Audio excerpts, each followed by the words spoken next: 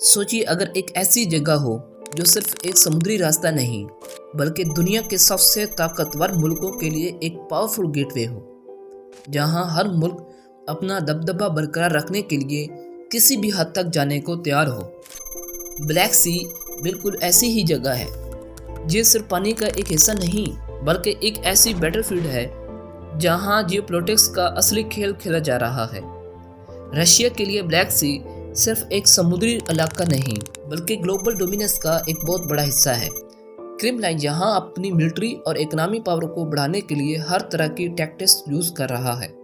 Ukraine के लिए ये सिर्फ एक कॉन्फ्लिक्ट नहीं बल्कि जिंदगी और मौत का सवाल है। क्रीमिया और ओडेसा जैसे मकामात पर कंट्रोल सिर्फ जियोग्राफिकल नहीं बल्कि स्ट्रेटेजिक पावर का भी फैसला करेगा। यूक्रेन ने इनोवेटिव नावल स्ट्रेटेजिक अपनाकर रशिया के नावल डोमिनेंस को काफ़ी हद तक चैलेंज कर दिया है। मगर सिर्फ ये दो मुल्क नहीं जो यहाँ लड़ाइयाँ लड़ रहे हैं, नेटो और वेस्टर्न मुल्क भी इस कॉन्फ्लिक्ट का एक बड़ा हिस्सा है। ये मुल्क चाहते हैं कि रशिया का इन्फ्लुएंस लिमिट हो और यूक्रेन अपना वजूद बरकरार रख सके। इस वजह से अमेरिका और उसके हमनवा मुल्क यूक्रेन को मिलिट्री एड और इंटेलिजेंस सपोर्ट दे रहे हैं। ये एक सिंपल कॉन्फ्लिक्ट नहीं बल्कि एक ग्लोबल पावर स्ट्रगल का बैटलफील्ड है। इन सब में तुर्की का रोल बहुत इंटरेस्टिंग है क्योंकि तुर्की के पास बॉस्फोरस स्ट्रेट का कंट्रोल है जो ब्लैक सी को मेडिटेरेनियन से मिलाता है। तुर्की एक तरफ रशिया के साथ अपना डिप्लोमेटिक रिलेशंस को मजबूत रखना चाहता है और दूसरी तरफ नेटो का भी मेंबर है। ये एक डेंजरस बैलेंस है जो हर वक्त बिगड़ने के करीब होता है। रोमानिया, बल्गेरिया और जॉर्जिया जैसे छोटे मुल्क भी इस कॉन्फ्लिक्ट से बच नहीं सकते। ये मुल्क रशिया और वेस्ट के दरमियान एक डेलिकेट बैलेंस बनाए रखने की कोशिश कर रहे हैं ताकि अपनी सिक्योरिटी और सिक्योरिटी को प्रोटेक्ट कर सकें।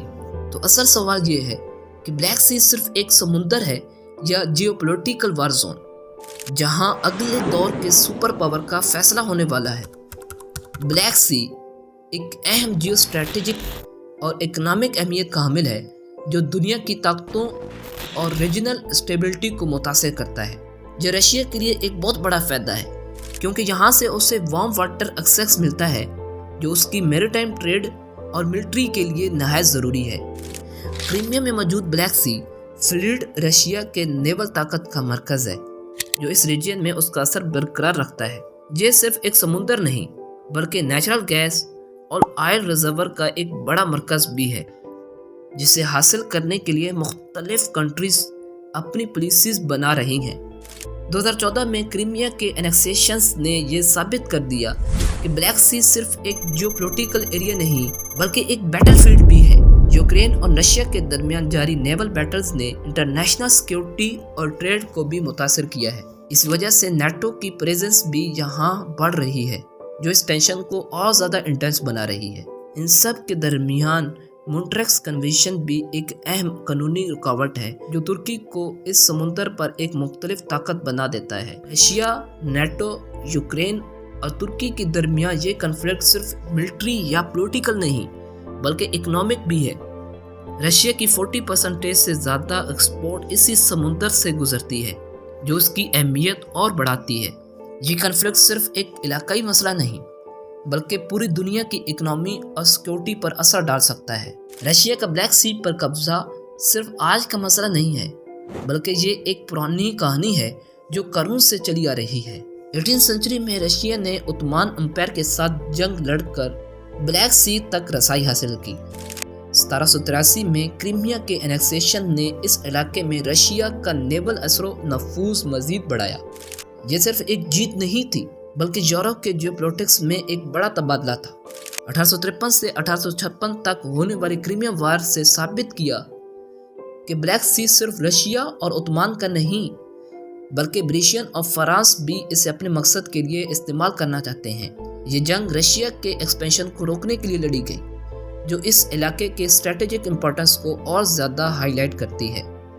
वर्ल्ड वॉर 2 के दौरान भी ब्लैक सी एक बैटलफील्ड बना रहा है जहां नाजी जर्मनी और सोवियत यूनियन के दरमियान खूनी जंगें लड़ी गईं। ये साबित हुआ कि जो इस समुंदर का कंट्रोल रखता है उसका असर पूरे रीजन पर होता है। 2014 में जब रशिया ने क्रीमिया को अनेक्स किया तो ये सिर्फ एक इलाकाई तबादला नहीं था बल्कि एक ग्लोबल कॉन्फ्लिक्ट का आगाज था। यूक्रेन, नेटो और रशिया के दरमियान टेंशन बढ़ने लगे, जो आज तक जारी है। 2022 में रशिया यूक्रेन वार ने ब्लैक सी को एक एक्टिव वार जोन बना दिया। ब्लॉकेड्स, ड्रोन अटैक्स और नेवल बैटल्स, ये सब दिखाता है कि रशिया का यहाँ होना सिर्फ एक हिस्टोरिकल कंटिन्यूटी नहीं, बल्कि एक जंग का नया मरकज है। अब ये सिर्फ एक समुंदर नहीं, बल्कि दुनिया की सियासत का एक अहम मरकज है। इसका हर कोना किसी न किसी पावरफुल स्ट्रगल का हिस्सा है, जहां हर मुल्क अपना असर बढ़ाने की कोशिश कर रहा है। Crimea Sevastopol naval base Russia का सबसे बड़ा नेवल बेस है, जो इससे ब्लैक सी में फौज और ट्रेड दोनों के लिए बेहद मजबूत बना देता है। 2014 में क्रीमिया के एनेक्सेशन ने रशिया के कंट्रोल को और भी मजबूत कर दिया। रशिया के लिए ये सिर्फ पानी का एक रास्ता नहीं, बल्कि उसका मेडिटेरेनियन और आगे यूरोप से जर्नी का एक जरिया है। ये स्ट्रेट्स तुर्की के कब्जे में है, इसलिए हर नेवल मूवमेंट पर उसका कंट्रोल होता है। यूक्रेन के ट्रेड और एक्सपोर्ट का दारोमदार इन पोर्ट्स पर है, मगर रशिया की जंग ने इन पोर्ट्स को एक बैटलफील्ड बना दिया है, जिसका असर सिर्फ यूक्रेन नहीं बल्कि पूरी दुनिया के सप्लाई चेन पर पड़ा है। रशिया की कोस्ट लाइन, सोची, नोवरोसिस्क वगैरह, ये सिर्फ रशिया के लिए एक समुद्री हिस्सा नहीं, बल्कि उसके लिए ऑयल एक्सपोर्ट और नेवी के लिए एक लाइफलाइन है। ये पोर्ट्स रशिया के एनर्जी ट्रांसपोर्ट और मिलिट्री लॉजिस्टिक्स के लिए नहायत अहम है। रोमानिया, बल्गेरिया, जॉर्जिया, ये छोटी मगर नेटो सपोर्ट स्टेट हैं, जो रशिया के असर को बैलेंस करती है। ये सिर्फ अपनी सिक्योरिटी नहीं, बल्कि नेटो की ब्लैक सी स्ट्रेटेजी का भी हिस्सा है। ब्लैक सी सिर्फ समुद्री नहीं, बल्कि एक जियोपॉलिटिकल चेस बोर्ड बन चुका है, जहां हर मूव यूरोप, नेटो और रशिया के बीच ताकत का नया ताल्लुक तय करती है। ये इलाका आज सिर्फ रीजनल सिक्योरिटी का नहीं, बल्कि ग्लोबल ट्रेड और एनर्जी रूट्स का भी एक बहुत बड़ा मरकज बन चुका है। रशिया के लिए ब्लैक सी एक लाइफ लाइन है, जहां उसकी एनर्जी और एग्रीकल्चर एक्सपोर्ट दुनिया तक पहुंचती है। अगर इसका कंट्रोल चला गया तो रशिया की इकोनॉमी बड़ी नुकसान उठाएगी। दूसरी तरफ नेटो का असर बढ़ने से रशिया अपनी सरहदों को खतरे में महसूस करता है।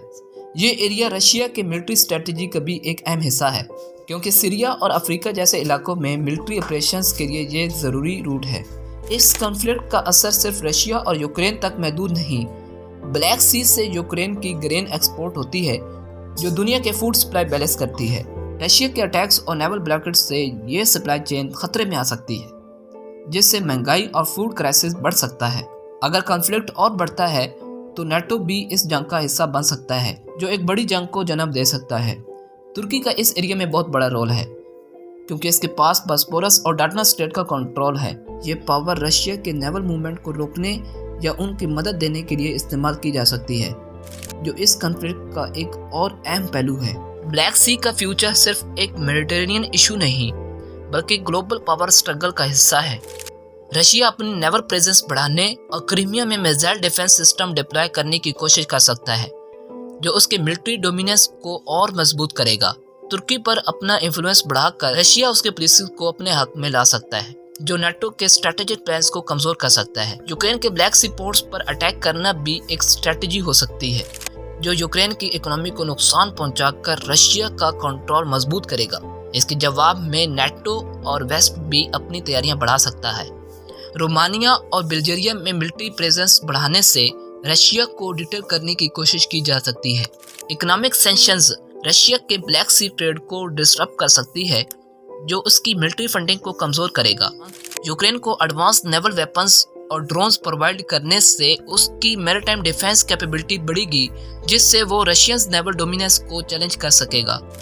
अगर रशिया ब्लैक सी पर पूरा कंट्रोल हासिल कर लेता है तो ये यूरोप की सिक्योरिटी के लिए एक बड़ा खतरा बन सकता है। यूक्रेन और नेटो का काउंटर अटैक टेंशंस को एक बड़े वार तक ले जा सकता है, जिसमें दूसरे ग्लोबल पावर्स भी इन्वॉल्व हो सकती हैं। तुर्की का रोल इस पूरे कॉन्फ्लिक्ट में बहुत क्रिटिकल होगा, क्योंकि उसके पास बॉस्पोरस और डार्डनस स्ट्रेट का कंट्रोल है। उसके डिसीजंस रीजनल स्टेबिलिटी पर सीधा असर डालेंगे।